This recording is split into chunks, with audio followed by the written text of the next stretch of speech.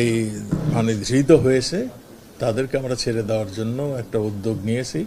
যারা যারা আসে তাদেরকে আমরা ছেড়ে দিচ্ছি। তবে স্পেসিফিক মানে কারোর বিরুদ্ধে যদি, যেমন ওই যাত্রাবাড়িতে মেরে লাশ ঝুলিয়ে রেখেছিল যেই ছেলেটি, এইরকম যদি স্পেসিফিক কেউ নামে এইরকম থাকে, তার বিষয়ে আমাদের আইন অনুযায়ী ব্যবস্থা নেওয়া হবে। বাকি সবগুলোকেই আমরা জামিনে ছেড়ে দিচ্ছি। আমরা দেখেছি, আমরা সব আমার দাবি, কোটা আন্দোলনকারীর সব দাবি আমরা মেনে নিয়েছি। যেগুলি তাদের দাবি ছিল সব দাবি কোর্ট এবং আমাদের থেকে মানা হয়ে গিয়েছে। তারা যা যা পরবর্তী দাবিগুলি করেছিল পুলিশের বিচারের আওতায় আনার, সেও আমরা করেছি।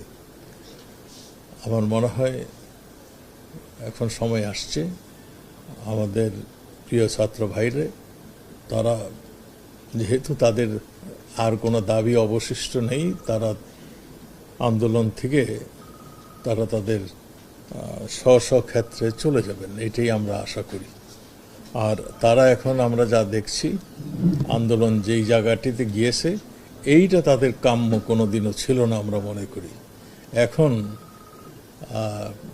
রাজনৈতিক দলের কাছে, যারা নাকি সবসময় রাষ্ট্রদ্রোহী কাজে সবসময় ব্যস্ত থাকতো, জামাতে ইসলাম এবং আমাদের বিএনপি, আপনারা দেখছেন সবসময় তারা ধ্বংসাত্মক কাজে লিপ্ত ছিল।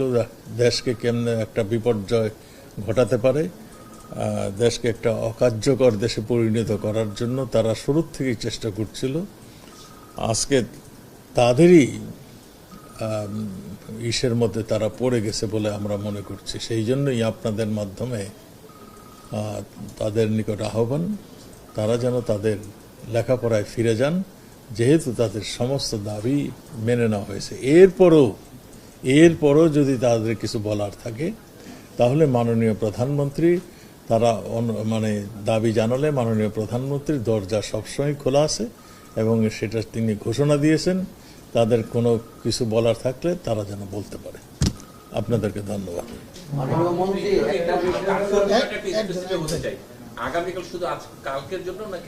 না না, এটা কন্টিনিউ করবে পরবর্তী নির্দেশ না দেওয়া পর্যন্ত।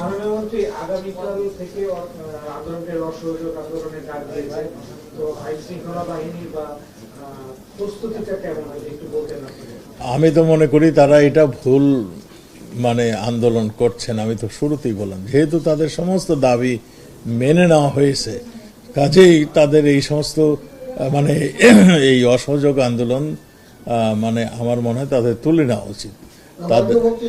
সম্প্রতি তারা বেশ কয়েকজন মন্ত্রী, আপনি সহ বেশ কয়েকজন মন্ত্রী পদত্যাগে তারা দাবি করেছেন, আপনি বলছেন করেছেন, কিন্তু এখন যে পর্যায়ে গিয়েছে, আজকে আমরা ঢাকা শহরে যেভাবে তাদের প্রশাসন দেখলাম এবং সার্বিকভাবে আপনার কাছে আমাদের চেয়েও অনেক ভালো খবর আছে, ছবি আছে, সবই আছে, যেই পর্যায়ে গিয়ে দাঁড়িয়েছে, তাতে করে দেশ যেদিকে যাচ্ছে, আপনারাও অনেক, জনগণও অনেক, আমরাও অনেক, সবাই, আমাদের সাংবাদিকরাও আজকে বিভিন্ন জায়গায় বিভিন্ন পরিস্থিতির মুখোমুখি হচ্ছে।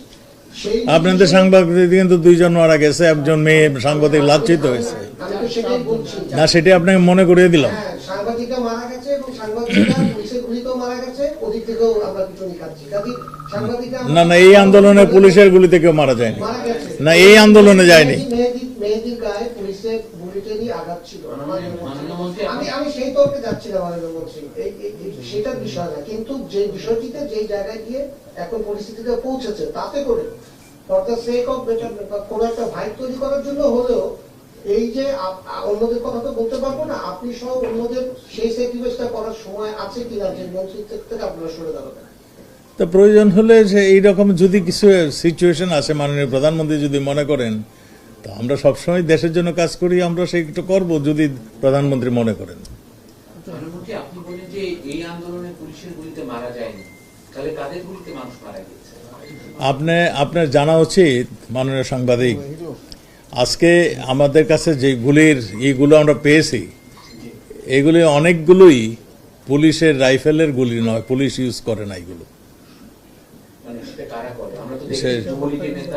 আমরা তো আপনি যুবলীগের নেতা দেখেছেন, যুবলীগের নেতা তাদের বাধা দিতে গেছে, গুলি করতে যায় নাই। আপনি নিশ্চয়ই জানেন আমার ছাত্রলীগের নেতা কয়জন মারা গেছেন। আপনি নিশ্চয়ই জানেন আওয়ামী লীগের নেতা কয়জন মারা গিয়েছেন। জি জানি। আপনি তাহলে আপনি সেইটা না জিজ্ঞাসা করে আপনি উল্টোটা জিজ্ঞাসা করলেন। 32 জন শিশু মারা গিয়েছে, ইউনাইটেড নেশন বলছে। এই ব্যাপারে আপনার মন্তব্য কি? আপনার পাশে আইটিপি আছেন, উনি ওনার 32 জন শিশু না শোনেন শিশুর ডেফিনেশনটা বোধহয় আপনি সঠিকভাবে ব্যাখ্যায়িত করছেন না। না শিশুর মানে একটা সংজ্ঞা আছে, শিশু কাকে বলে। শিশুর 18 বছরের কিশোর বলে, শিশু বলে না। আর 18 বছরে আমার মনে হয় সে যৌবন প্রাপ্ত হয়ে যায়, সে তখন আর কিশোরও থাকে না, সে একটা যুবক আমাদের মতে। কিন্তু এটা একটা মানে যেহেতু একটা বয়সের একটা বার রয়েছে, সেই জন্য তাকে এখন কিশোর বলা হয়। 16 মানে শিশু, কোনো শিশু এখানে মারা যায়নি। শিশু বলতে আমরা যেগুলি বুঝি সেই কোনো শিশু মারা যায়নি এখানে। হয়তো 2-1 কিশোর মারা গিয়েছেন। আপনারা জানেন এই আন্দোলনের সময় ঢাল হিসাবে নিয়ে আসছিল তাদেরকে, ঢাল হিসাবে নিয়ে আসছিল। তারা সামনে ছিল, পিছনে ছিল আসল মানে যাদের এই যে চেহারাটা, তাদের মানে শিশুদের আড়ালে, ওই যে আপনার শিশুদের আড়ালেই তারা ছিল। কাজেই এই পিছনের শক্তিটাই রুখতে এই ঘটনাগুলি ঘটেছে। একটা বিষয় হলো যে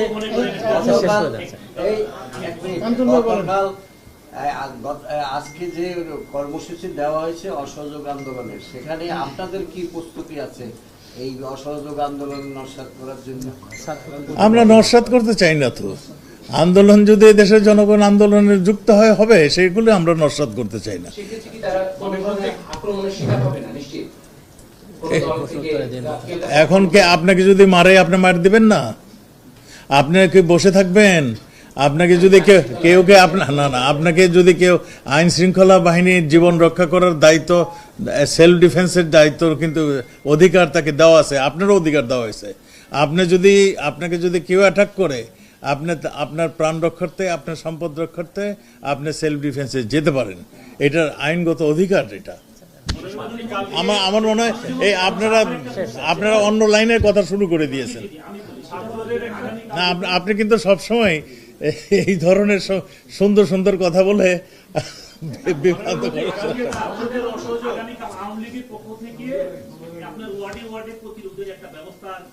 প্রতিরোধ নয়, আমি আপনাদেরকে বলি, আমি এটা স্পষ্ট করে বলে দিই, আমাদের শোকের মাস চলছে।